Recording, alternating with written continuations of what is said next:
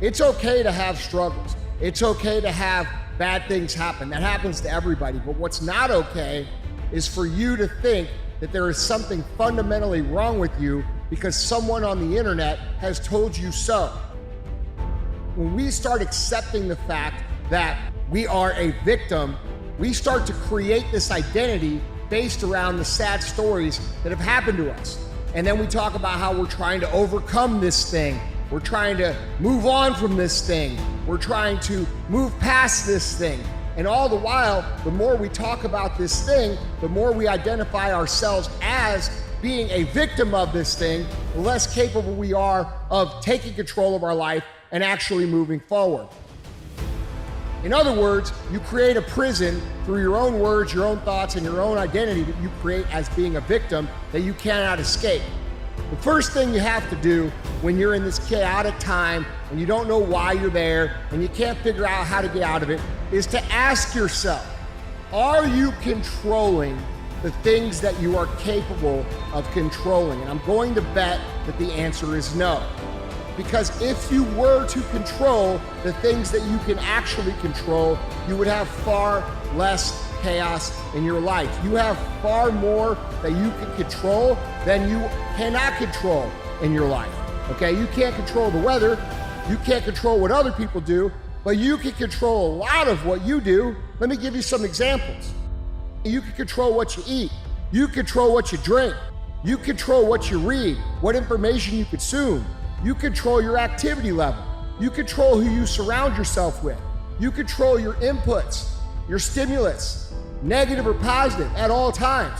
You control your ability to get sucked into dramatic situations of gossip or peasantry, the normal people, the people that go around all day long in chaos, swirling around, they get wrapped up in. You control not getting wrapped up in that. So are you controlling any of these things? What's your diet look like today? What'd you eat so far? What'd you read so far?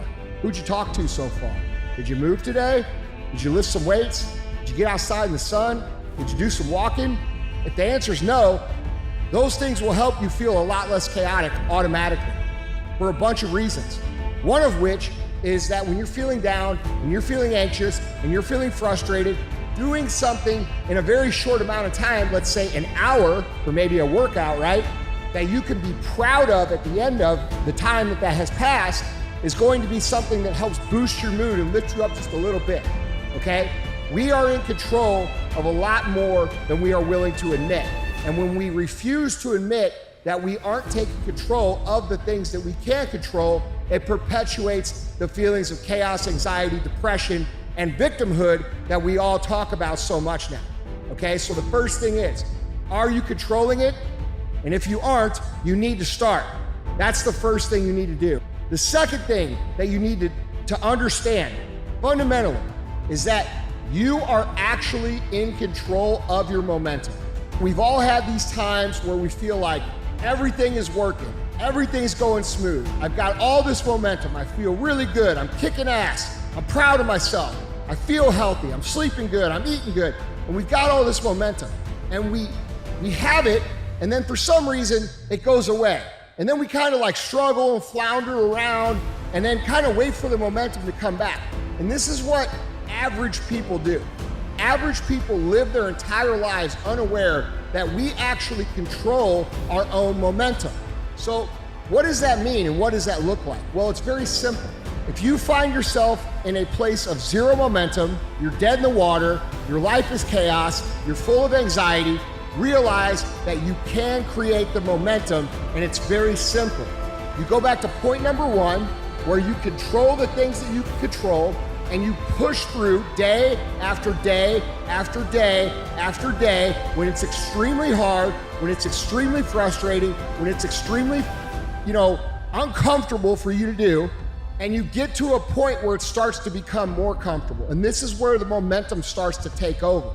Okay, so when you do the things that you know you're supposed to do, that you do not feel like doing, and you force yourself to do them for just a few days, by forcing yourself, what you do is you actually create the momentum in your life, and then your life becomes that much easier. And this anxious feeling, this chaotic feeling, this feeling of not knowing what's going to happen or waiting for the next bad thing to happen. That all goes away because you've now manufactured the momentum. And this is something that high caliber, high achieving people all understand that low caliber, low achieving people do not understand. Low achieving people believe that momentum is something that you catch. It's magical. High achieving people understand it's something that you create.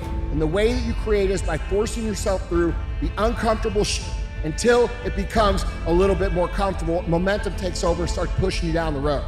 Now, the third thing is very important. This is a very, very, very important point to get you out of the chaotic mess that you are in. And it's very simple.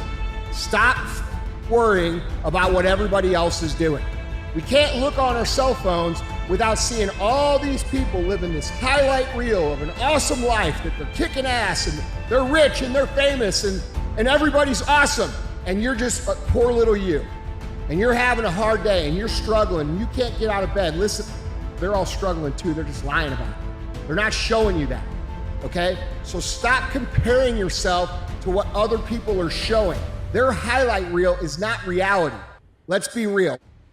Life is hard. Life's especially hard right now. It's hard for everybody, and everybody's pushing through, doing the best that they can. And when you compare yourself to you struggling and you feeling anxious and you feeling frustrated to everybody else's happy life that they put out on YouTube or Instagram or whatever it is you're watching them, you're gonna feel worse about yourself, and that feeling of you feeling worse about yourself will actually keep you from making the progress that's required through steps 1 and 2, which is controlling what you control and then creating your own momentum, all right? So start doing these 3 things. Stop wallowing in your victimhood. Stop believing there's something wrong with you. There's nothing wrong with you. You're going through a hard time and you can get through it.